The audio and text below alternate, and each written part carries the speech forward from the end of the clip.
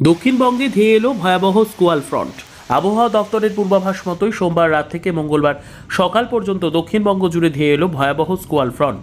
রাত 11টা থেকে শুরু হয়ে মঙ্গলবার সকাল 11টা পর্যন্ত টানা বজ্রবিদ্যুৎ সহ প্রবল বৃষ্টি ও ঝড়ের তাণ্ডব বয়ে যায়।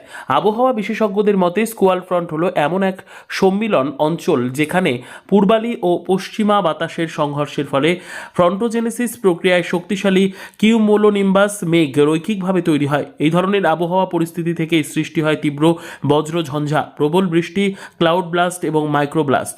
হুগলির উত্তরপাড়া থেকে ব্যান্ডেল পর্যন্ত এলাকায় গভীর রাতে ঝড় বৃষ্টির বিশেষ প্রভাব বিস্তার করে।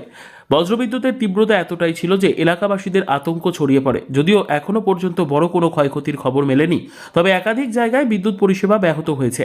আবহাওয়া দফতর জানিয়েছে, মৌসুমি হাওয়ার সক্রিয়তার পাশাপাশি বায়ুমণ্ডলের এই তীব্র অস্থিরতা আগামী কয়েকদিনেও বজায় থাকতে পারে, ফলে সাধারণ মানুষকে সতর্ক থাকার পরামর্শ দেওয়া হয়েছে।